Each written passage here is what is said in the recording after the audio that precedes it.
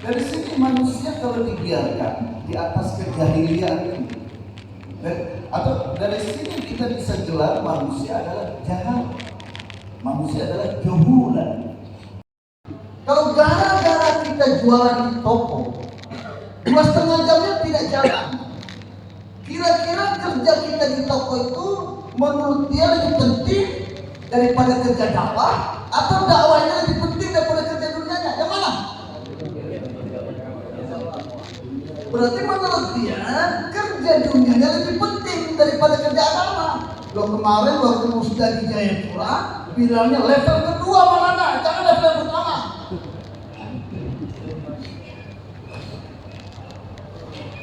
Iya, level kedua itu kerjanya penting, tapi kerja agama lebih penting. Artinya apa? Kerja dunia ini penting, dikatakan penting untuk menguatkan kerja agama, untuk memajukan kerja agama. Allah kasih kita kerja dunia untuk menyebarkan agama di seluruh dunia. Allah kasih kita kerja dunia untuk menopang, untuk mendukung kerja agama. Kalau kerja dunia kita bukan mendukung kerja agama, sebaliknya menjatuhkan kerja agama, menghilangkan kerja makomi. Sebab kita cari duit 2,5 jam kita tidak jalan, sebab kita cari duit 3 hari kita tidak jalan, sebab kita kerja dunia 40 hari bisa kita tidak jalan, berarti dia menganggap dunia lebih penting daripada agama. Jadi kalau kita sudah membesarkan dunia, tercabut kebesaran agama. Syaitan biarkan orang, syaitan puas dengan manusia yang punya 4 kriteria. Ini saya dapat dari Kiai Mufassir, Hafizahullah. Baru-baru ini masih hangat. Pertama, orang yang suka kenyang kalau makan. Hati-hati nanti waktu makan jangan lihat kanan kiri. Orang buncit. Astagfirullah. Saya tidak begitu. Jadi ini untuk kita, tertib itu untuk kita, bukan orang lain. Orang lain harus hati-hati ngomongnya. Ya, pertama, kalau orang suka makannya kenyang, setan bilang, cukup, saya tidak usah goda kamu karena kau sudah terbuai dengan nafsu. Kau sudah masuk dalam perangkat nafsu sendiri. Makanya dalam tabligh usul-usul dakwah yang dikurangi apa? Itu betul ya. Itu. Ini. Bangkit kaki teman. Apa usul dakwah yang berhubungan dengan yang harus kita kurangi? Hal yang dikurangi, yang pertama kurangi masa makan. Ketahuan. Dapat dari mana itu kurangi masa makan? Dapat dari mana? Ustadznya siapa?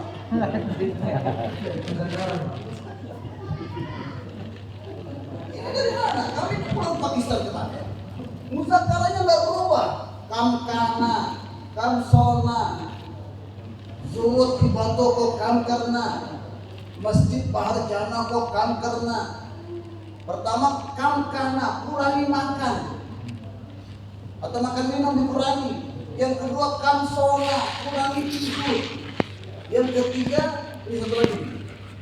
Yang ketiga apa?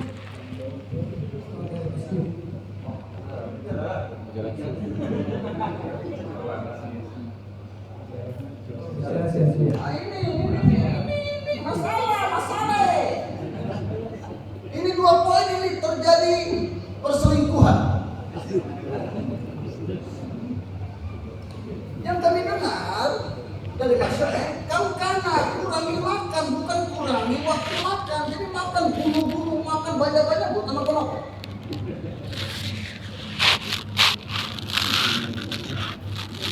Maka hikmah ini tidak keluar dari mulut kita karena perut kita kenyang terus.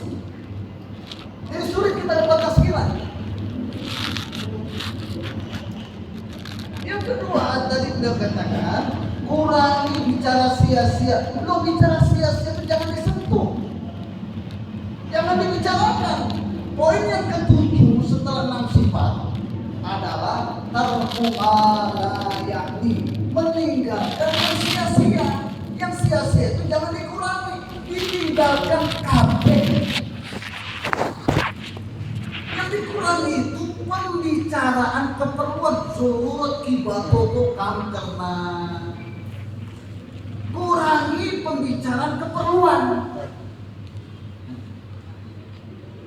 Jangan masalah keperluan itu panjang-panjang bicaranya.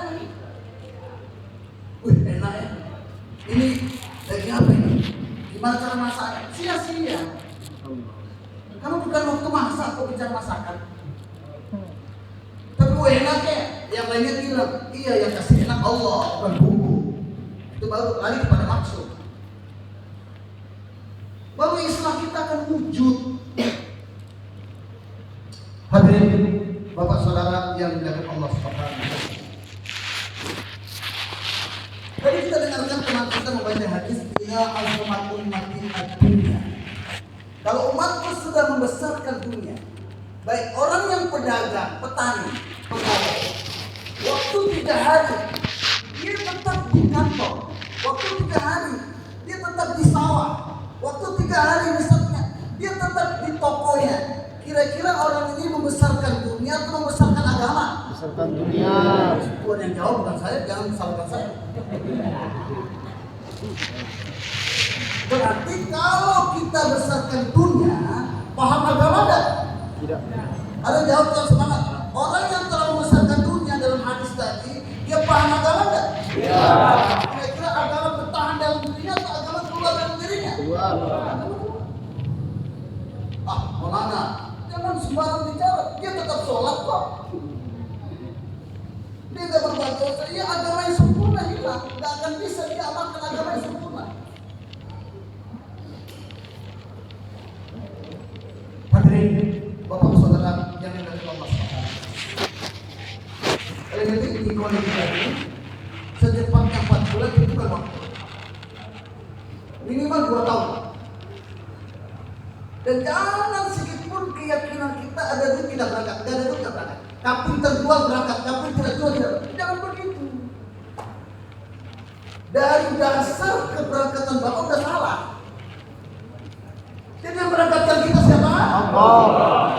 Kalau nggak ada duit, Allah tetap kuasa nggak berangkatkan kita? Kuasa. Kalau nggak ada duit, ada paspor sampai di Jakarta, Allah kuasa nggak berangkatkan kita? Yang berangkatkan kita siapa? Allah. Inilah iman. Iya, tapi kita berangkat harus ada duit. Ini namanya syirik. Wasilah antara kita dengan Allah itu amal, bukan benda. Benda ini hina di sisi Allah. Iya, karena kudu. Baru bilang wah iya, ya Allah, saya sudah kumpulkan duit, berangkatkan saya, kan nggak begitu.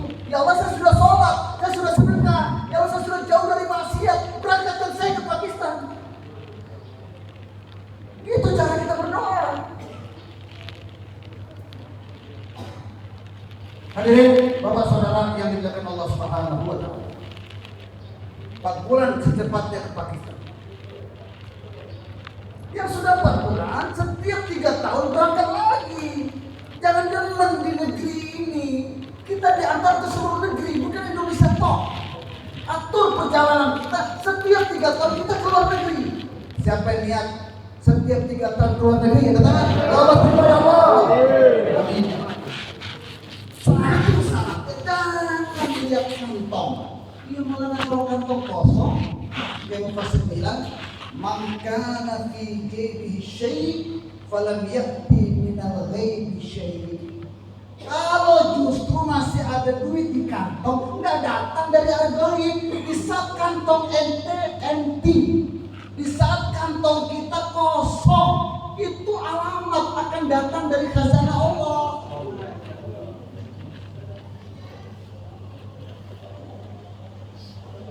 Jadi 4 bulan jangan sampai terhalang karena hanya tidak ada duit. 40 hari bisa tahunan jangan sampai terhalang hanya karena istri mau melahirkan. Tetap saya berangkat, Bu. Tapi kan ini besar karena sampean juga. Ya alhamdulillah, harus samping lah melihat penderitaan saya. Mau mati rasanya Mas.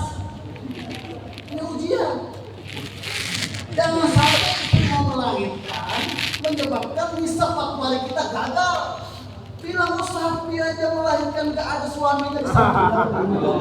Sekala sama sapi.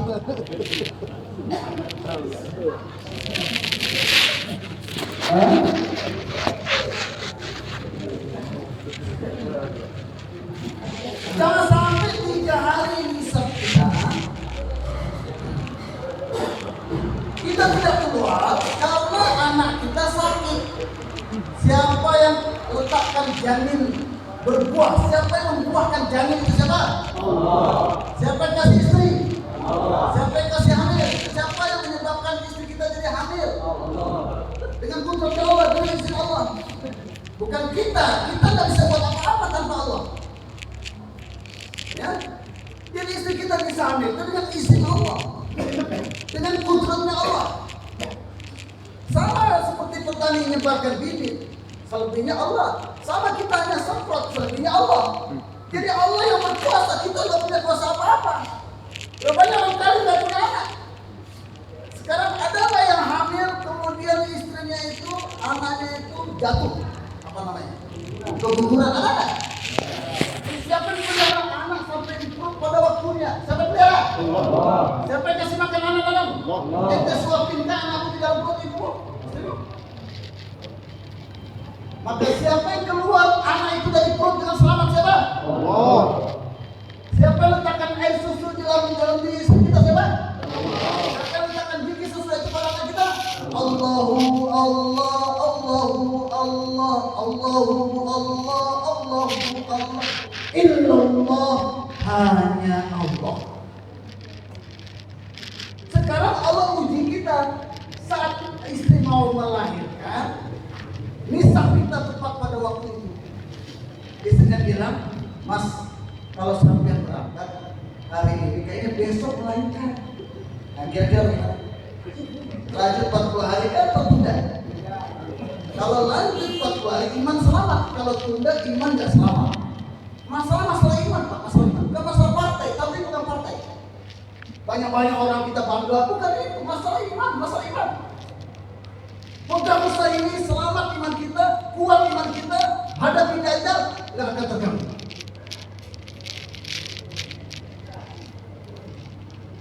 Itu juga makomi kita. Bapak saudara yang dimuliakan Allah Subhanahu wa Ta'ala.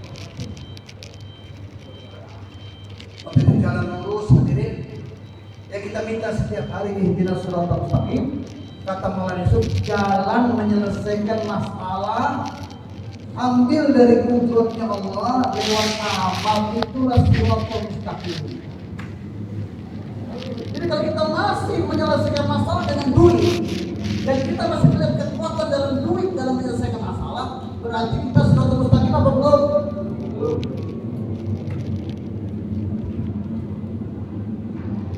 Sekarang keadaan kita tadi saya sudah jelaskan, tadi tidak sempurna. Kita doanya shiratal mustaqim, tapi praktek kita di jalannya belok-belok. Kaki yang kanan di jalannya nabi-nabi, kaki yang kanan di jalannya Rasulullah, kaki kiri di jalannya Abu Jahal. Kaki kanan kita mau di jalannya Nabi Musa, tapi kaki kiri masih depan dengan Qarun. Ini masalah makomi gak jalan. Masalahnya di sini, masalah besar yang kita tiru siapa dalam menyelesaikan masalah. Kalau harta sadar kita tiru Qarun. Kalau jabatan sadar kita tiru Haman. Kalau proyek sadar kita tiru kaum Samud. Kalau bisnis dagangan yang kita sadar, berarti kita mengikuti kaum Madian dalam menyelesaikan masalah. Kalau sadaran kita karena itu makomi kita hancur, makomi kita tidak jalan, intikali kita pending-pending. Berarti dalam menyelesaikan masalah, dalam menyempurnakan keperluan, kita ikut kaum Sabah.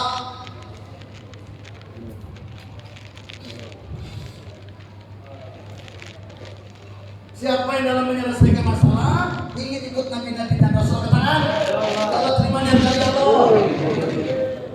Mau dengar lagi tidak? Nah, caranya begini. Tatkala manusia hanya melihat yang nampak, dan yang nampak hanyalah benda-benda dunia yang kecil ini, dan manusia paham kalau saya ambil benda benda ini masalah selesai. Maka nabi-nabi diutus oleh Allah agar manusia tidak bersandar pada kebodohannya. Sekali lagi, yang mana kalau manusia bekerja banting tulang, peras keringatnya berdasarkan kebodohan tadi, maka pasti di akhirat tatkala dia akan meninggalkan dunia ini, dia punya satu permohonan, menangis. Qala rabbirji'i la'alli a'malu shalihan fima taraktu. Ya Allah, tunda dulu kematian saya, karena amal saya nggak sempurna. Masih banyak amal yang saya tinggal. Berikan saya kesempatan menyempurnakan amal. Tangisannya tidak menjadi tangisan darah, hanya tangisan penyesalan. Tapi di mahsyar, karena tidak diterima dan dia sudah diazab di kubur, tatkala dibangkitkan dia sudah merasakan penderitaan alam yang pertama dari alam akhirat, yaitu alam barzakh. Sekarang dia berada di alam mahsyar, makin dahsyat pemandangannya. Maka dia gigit jari-jarinya putus sedikit demi sedikit, dia tidak sadar. Air mata yang keluar begitu banyaknya habis. Sekarang yang bertetesan adalah air mata darah, dan itu membuat genangan dan dia berenang di dalam air matanya sendiri. Tapi permohonan dan penyesalannya tidak digubris. Jadi kerja dunia yang dilaknat oleh Allah. Kenapa dilaknat? Karena dengan kerja dunia kita tinggalkan kerja agama. Gara-gara kerja dunia kita belakangkan kerja makomi kita. Seakan-akan kerja dakwah, intikori dan makomi tidak ada hubungannya dengan kompok di dapur. Seakan-akan tidak ada. Padahal semua masalah kehidupan kita tidak ada hubungannya dengan duit, tidak ada hubungannya dengan kantor, tidak ada hubungannya dengan sawah dan ladang. Semua ini apa yang Allah firmankan, Tabarakalladzii biyadil mulk wa huwa ala kulli syai'in qadir. Alladzi khalaqal mauta wal hayata liyabluwakum. Itu ujian, sawah ujian, toko ujian, kantor ujian, duit ujian, istri ujian, anak ujian, bos ujian, komandan ujian. Siapa yang selesaikan masalah kita? Siapa yang sempurnakan hajat kita? Tandanya kalau Allah berikan amal, kita rujuk kepada amal, kita lari kepada amal, atau kita lari dari amal kepada materi. Masjid Allah perintahkan kita untuk membangun. Rumah yang pertama di dunia ini rumah siapa? Ada jawab tuan-tuan, rumah yang pertama ada di dunia ini rumah siapa? Inna awwala baitin. Nah, tadi mukadimah, sekarang isi. Inna awwala baitin wudi'a lin-nasi alladzi bi Bakkah mubarakan lil alamin. Sesungguhnya rumah yang pertama dibangun di dunia ini itu Ka'bah. Kenapa dibangun? Untuk membawa keberkahan dalam dunia ini. Jadi di dunia ini nggak penting duit, yang penting berkah. Duit nggak penting, ini level yang ketiga. Duit tidak penting, yang penting keberkahan dalam duit. Dagangan tidak penting, yang penting keberkahan dalam dagangan. Istri tidak penting, kalau dengan punya istri menjauhkan kita dari Allah. Kalau dengan istri kita lupa, ada orang pengantin baru, subuhnya nggak ke masjid. Kira-kira pernikahannya berkah apa tidak? Ya bukan berkah. Dapat bidadari, lupa bidadari. Ini yang penting keberkahan mubarak. Bagaimana dunia kita bisa berkah? Hubungkan diri kita dengan masjid. Alaikum bil masajid, alaikum bil jamaah, alaikum bi amatin nas. Sebelum kita bergaul dengan manusia, dengan asbab-asbab zahirnya, hubungkan diri kita dengan masjid. Dan di masjid bukan kita hubungkan diri kita dengan pembangunan masjid yang mewah, yang ada menaranya, yang ada tehel cantiknya. Masjid bukan nama daripada adanya menara, adanya kubah, adanya karpet. Biar tanah liat, biar atapnya bolong-bolong karena daun-daun kalau hujan kehujanan. Biar lampunya tidak ada, begitulah Masjid Nabawi dibangun. Dan masjid ini suruh semua masjid berkiblat kepada Ka'bah. Kenapa? Kita punya arah sholat, semua anggota tubuh kita ke Ka'bah, tapi roh kita kepada Rabbul Ka'bah. Ka'bah ini simbol, bukan hakikat. Bagaimana ruh kehidupan kita dalam menyelesaikan masalah mengarah kepada Allah. Hanya Allah yang ciptakan hajat dan hanya Allah yang tunaikan hajat. Hanya Allah yang datangkan masalah dan hanya Allah yang bisa selesaikan masalah. Oleh itu Ka'bah ini masjid-masjid kita mengarah ke Ka'bah. Makomi kita di masjid, bukan makomi di rumah. Kenapa masjid ke arah Ka'bah? Karena di dalam Ka'bah ini ada 4 mazhar kudratnya Allah. Kita disuruh ngambil manfaat langsung dari kudratullah lewat amalan masjid. Karena ada 2 sumber penyelesaian masalah. Sumber hakiki adalah masjid, tempat yang terbaik, khairul buqa' alal ardi. Masjid Tuhan. Ada yang menyelesaikan masalah dengan materi dan kebenaran, yaitu pusatnya pasar. Cuma 2 tempat penyelesaian masalah. Kapitalisme dan materialisme sebetulnya satu mata koin. Dan ini berjalan sampai puncaknya Dajjal. Sedangkan penyelesaian masalah dengan amal, mengambil dari kudratullah amal, ini jalannya Nabi dan Rasul. Itu masjid kiblat mengarah sholatnya ke arah Ka'bah. Karena di dalam Ka'bah ini ada 4 mazhar kudratullah. Karena manusia tidak kenal kecuali yang nampak di depan matanya. Dan akhirat tidak ada kabus dalam kehidupannya.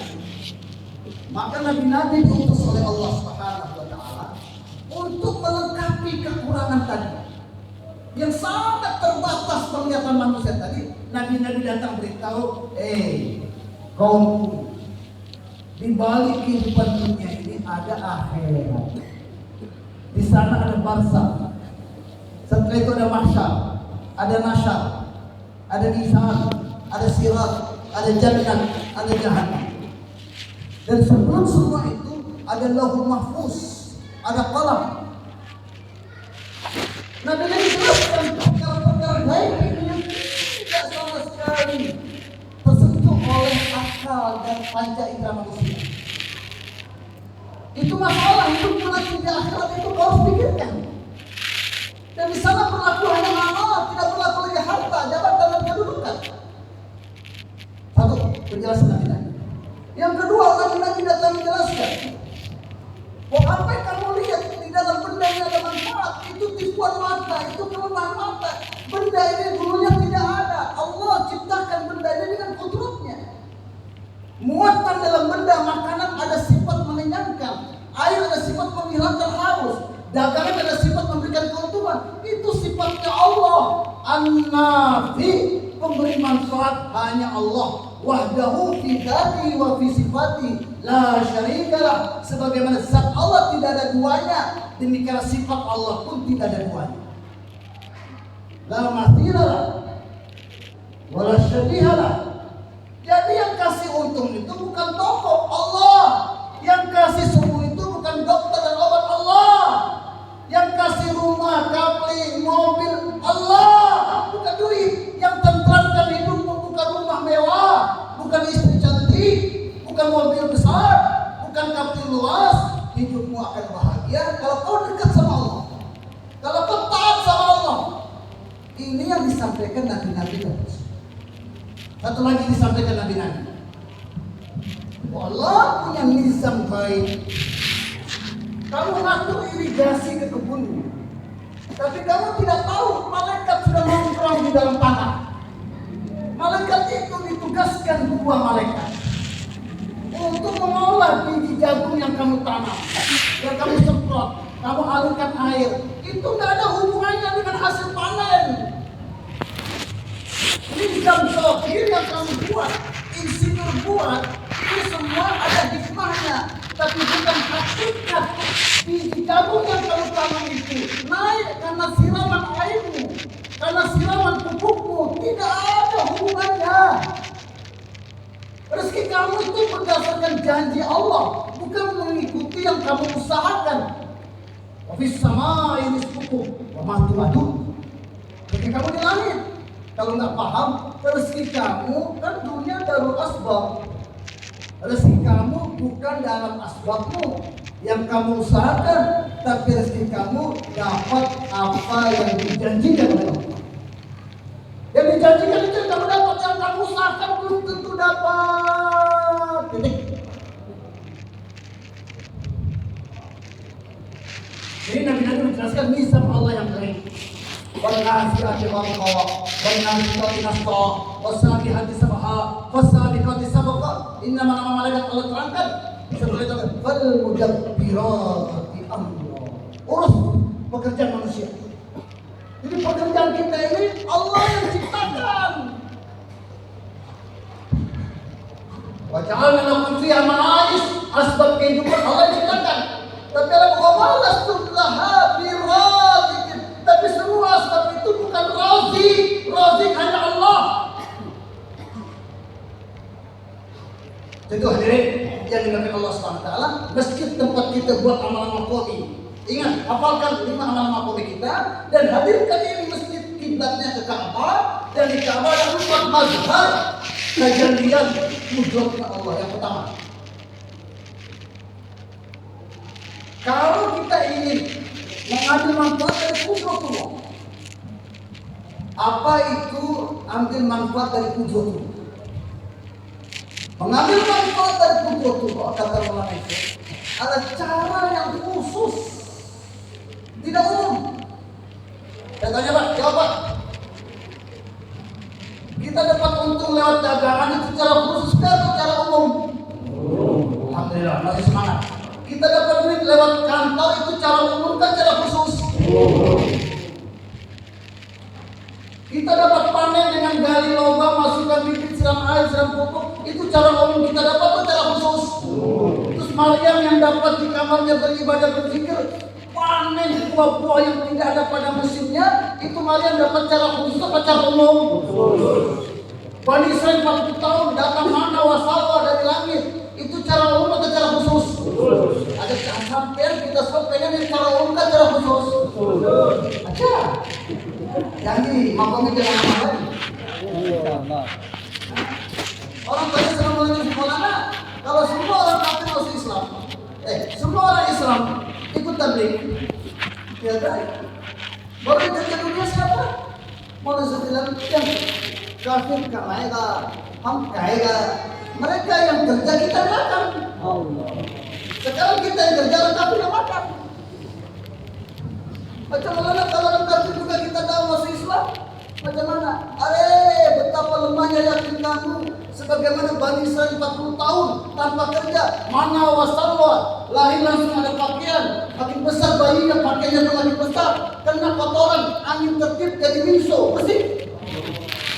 Jangan pakai panas dan payung, buat pabrik payung, langsung awal jadi payung. Allah selesaikan hajat mereka dengan kudratnya. Di zaman ini pun bertujuh-tujuh kali lipat Allah kuasa berhubungan dengan kalian dengan kudrat. Cuma yakin jangan berubah kepada Allah. Yang pertama, Ka'bah ini mazhar Allah ciptakan semua alam ini, kayune, garune, airnya, dan plastik yang kamu gunakan itu galon. Plastik kamu gunakan itu sunset extra jos yang kamu jual itu 1.000, yang gara-gara untuk 1.000 kamu gak jadi 2,5 jam. Itu semua benda-benda dunia yang Allah ciptakan bermula dari bulbul air di titik Ka'bah. Waj'alna minal ma'i kulla syai'in hayya. Kami ciptakan dari air itu semua kehidupan di dunia ini.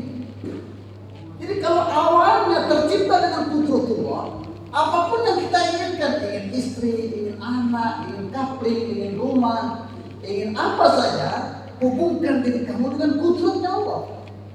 Bagaimana kamu bisa ambil kudratullah itu? Siapa yang ingin ambil kudratullah? Maka dapat benda-benda. Satu. Yang kedua, Benda yang sudah kita dapat istri, dapat anak, dapat kapling, dapat rumah, itu terjaga, tidak hancur, tidak kena tsunami, tidak kena gempa, tidak kena serangan musuh, ya kan? Pengen tidak seperti itu? Cara Nabi-Nabi ajarkan kepada umatnya, ambil dari kultur dengan memperbaiki amalanmu. Abraha, kita sudah dengar kisah ini, mau menghancurkan Ka'bah. Abdul Muthalib hanya minta tanya, ente kepala suku apa ini? Ka'bah rumah Allah yang diagungkan mau diserang, kok ngurus onta? Abdul Muthalib dengan lugunya menjawab, ya yang saya punya onta.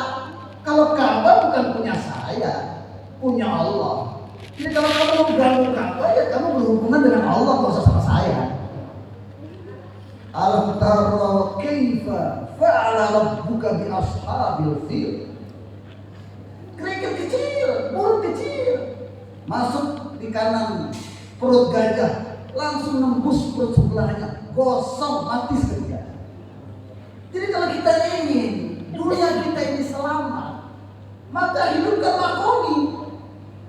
Sampai Dajjal pun tidak akan datang ke kampung kita kalau hidup makomi. Insya Allah. Karena memang hadisnya Mekah dan Madinah, bukan Mekah Madinah yang sekarang. Artinya Mekah Madinah yang hidup amalan masjid. Dan itu kalau kita hidupkan di masjid-masjid kita, kampung kita diselamatkan oleh Allah. Jadi benda yang kita cari ingin selamat, satu caranya hubungkan diri kita dengan kudratnya Allah. Yang ketiga, masih boleh lagi? Yang ketiga, sebetulnya supaya hidup kita terang damai, benda itu tidak mesti, tidak harus, ya kita dapati lewat depan mata kita dari arah-arah yang tidak terduga lewat doa dan amal. Itulah yang sebenarnya dikehendaki. Yang ketiga, yang pertama tadi adalah ijadul asya biqudratillah. Mewujudkan benda-benda itu dengan kudratullah. Hifazatul asya, yang kedua, benda itu terpelihara dengan kudrat Allah. Sekarang yang ketiga, rububiyah, tarbiyatuna, juga dengan kudratullah. Kita itu dipelihara dengan kudratnya Allah. Hajat kita terpenuhi dengan kudratullah. Itulah kisah Nabi Ibrahim tinggalkan istri dan anaknya di Ka'bah. Sampai di ujung kota berdoa, Rabbi inni askantu min dzurriyyati. Ya Allah, tinggalkan mereka di tengah pada pasir dan tidak ada asbab. Pasti haus, pasti lapar, pasti kehujanan, kepanasan. Ya Allah, jangan sampai waktu mereka ada masalah, timbul hajat, jangan sampai mereka berpaling dari Engkau kepada makhluk ciptaan-ciptaan. Rabbana liyuqimus shalah. Ya Allah, kalau mereka ada masalah, kalau mereka menghadapi hajat, jadikan amal-amal yang saya ajarkan kepada mereka yang saya dapat dari Engkau. Dan gabungan dengan amal itulah sholat. Asbab dalam menyelesaikan masalah. Asbab satu-satunya dalam menyempurnakan keperluan-keperluan hajat mereka. Rabbana liyuqimus shalah. Ya Allah, jadikan mereka tegakkan sholat, artinya tegakkan amal. Apa manfaatnya kalau kita menyelesaikan masalah lewat amal?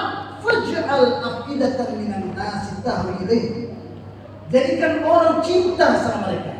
Kalau kita menyelesaikan masalah dengan cara Nabi, maka orang akan mencintai kita. Tahwi ilaih, orang akan dijadikan asbab melindungi kita, memberikan tempat untuk kita, memberikan fasilitas untuk kita. Hakikatnya dari siapa? Allah. Siapa yang gerakan hati mereka? Warzuqhum minas samarat. Satu lagi, dan kasih mereka buah-buahan yang banyak. Kenapa buah-buahan? Kenapa bukan kebun? Berarti kita bisa dapat buah lewat sholat. Nggak mesti harus berkebun mau dapat buah. Inilah cara kudratullah yang dikehendaki oleh Allah untuk kita usahakan. Siapa yang ingin dapat supaya itu katakan, ya Allah. Berikan hadirin Bapak saudaraku yang dimuliakan Allah Subhanahu wa taala, insyaallah 5 amalan makomi kita ini. Harian musyawarah, harian 2,5 jam, harian tali masjid tali rumah, setiap minggu 2 kali jaulah, dan selama 27 hari kita kosongkan waktu 2,5 jam cari umat untuk kita ajak mereka buat amalan masjid ini. Setelah itu kita bentuk jemaah 3 hari sendiri, tidak gabung-gabung, cukup 2 orang lama, bawa 1-2 orang baru buat 2,5 jam selama 27 hari, sempurnakan waktunya. Setelah kita tentukan waktu kapan kita 2,5 jam, maka waktu itu kita pegang sebagai amanah, karena kerja agama lebih besar dari dunia. Allah lebih besar karena anak dan istri kita, maka kita laksanakan 2,5 jam, disempurnakan waktunya 150 menit. Dan dalam kerja makowi itu 2,5 jam tadi, pertama adalah untuk meningkatkan iman dan amal kita. Caranya iman dan amal itu kita dalakan kepada orang tempatan. Yang kedua 2,5 jam itu hadirin untuk mencari taskilan supaya bulan depan keluar 3 hari sama kita. Kalau lama yang gabung-gabung 3 harinya tidak ada fikir, 3 harinya tulis, gabung-gabung melemahkan fikir, gabung-gabung mematikan fikir. Tidak akan ada fikir umat kalau kita gabung-gabung terus. Kita punya anak Pak, sudah gede, ya umur 10 tahun, 8 tahun. Bagusnya tidur tetap sama kita atau pisah kamar? Pisah. Kalau umur 10 tahun, 15 tahun masih tetap gabung sama kita di kamar, kira-kira enak atau tidak? Tidak. Tanam pagi di sungai dulu berapa lama? 20 hari. Kalau 20 tahun masih digabung-gabung, jadi ini apa? Ini masih ada 20 tahun kerja di Jayapura, masih gabung 3 hari. Jadi anak yang benar dari masjid sendiri keluarkan 3 hari. Oleh itu asasnya 2 orang lama bawa 8 orang baru. Supaya dapat 8 orang baru, 2 orang lama ini bawa 1 orang baru di mahalanya, gerak 2,5 jam, istiqomah untuk dapat taskilan 3 hari. 3 hari kita keluar 72 jam. Tidak ada daftari dalam 3 hari. Lebih baik 1 hari jangan daftari, pulang buat makomi. Tidak boleh dicampur dengan dunia untuk kita keluar 3 hari. Keluar dari masjid kita selama 72 jam, keluar dari kampung kita selama 72 jam. Bawa alat khidmat sendiri, bawa buku taklim sendiri. Dan kita sampai di masjid tersebut, keluarkan jemaah cash, garap selama 4 bulan. Jangan bulan ini masjid A, bulan besok masjid B, bulan ketiga masjid C. Oh tidak begitu mas. 4 bulan kita garap, keluarkan jemaah cash, bawa ke masjid kita bina. Atau kirim ke masjid lain. Kita temani mereka 3 hari. Nah, masjid yang kita keluar 3 hari, hidupkan 5 amal, baru kita pindah ke masjid lain. Kalau sudah 5 amal, kita pindah ke masjid lain. Hadirin yang dimuliakan Allah SWT. Tentukan waktu, sempurnakan waktu, istiqomah dalam waktu. Jangan dirubah-rubah hisab kita kecuali dengan maslahat, dengan musyawarah. Supaya bisa istiqomah dalam waktu, diperlukan yakin dan tawakal kepada Allah. Dan orang yang ditawakal kepada Allah dalam urusan dunianya, itulah orang yang paling kuat di dunia ini. Kata Kiai Mufassir, orang tawakal itu punya 3 sifat. Yang pertama, tidak cari dunia.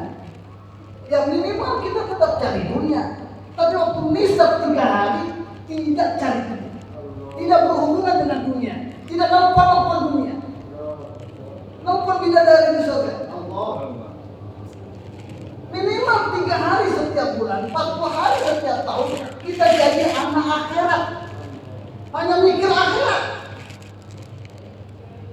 Orang yang tawakal, Allah akan selesaikan urusannya dengan kudratnya. Wa may tawakkal 'ala Allah fa huwa hasbuh. Penting ditawakal kepada Allah. Minimal tawakalnya 3 hari tiap bulan. Pilih yang mana? 30 hari tawakal atau 3 hari tawakal? Kalau jawab, hah?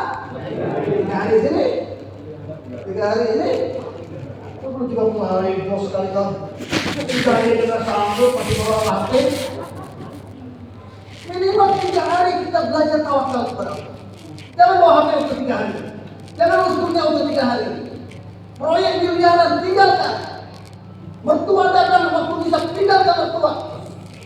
Yang kasih istri Allah bukan mertua. Hah? Tapi kamu di lapangan kamu atur itu. Enggak, maksudnya diatur itu di telepon. Kalau itu jangan datang waktu bisa.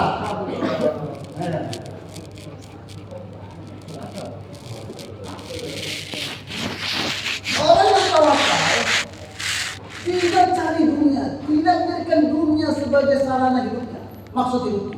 Yang kedua, tidak menolak. Jadi kita tidak usah cari dunia, nanti dunia datang. Waktu dunia datang, ambil yang bersih. Yang haram jangan diambil, yang makruh jangan diambil, yang subhat jangan diambil.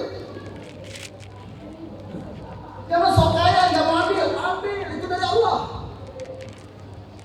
Yang terakhir, tidak disimpan-simpan. Dapat 20 juta, jangan simpan beli mobil, beli motor baru. Jangan. 20 juta dapat, simpan untuk KIPD. Begitu kita akan maju berdakwah. Nah, dari yang dilakukan Allah Subhanahu wa taala, tentukan waktu, sempurnakan waktu. Istiqomah di dalam keputusan kita. Allah akan uji kita. Istri kita nggak pernah hamil, setelah buat keputusan di musda, pulang-pulang, Mas, kelihatan ini kayaknya kabar gembira, Mas. Itu tidak gembira, tapi hati-hati, jangan-jangan nanti melahirkannya waktu bisa 40 hari. Kita harus kontrol itu. Diatur siapa bibi, siapa dukun, siapa suster yang bisa menangani. Nggak perlu saya. Siapa mertua yang bisa dihadirkan. Putar otak kita supaya maksud dakwah ini tercapai. Allah kasih kita ikhtiar, mau buat dakwah atau mau dakwah lemah. Jangan salahkan Allah. Kita diberikan ikhtiar memilih. Ya, tentukan waktu, sempurnakan waktu, dan istiqomah di dalam waktu itu gak mungkin kalau gak yakin kepada Allah.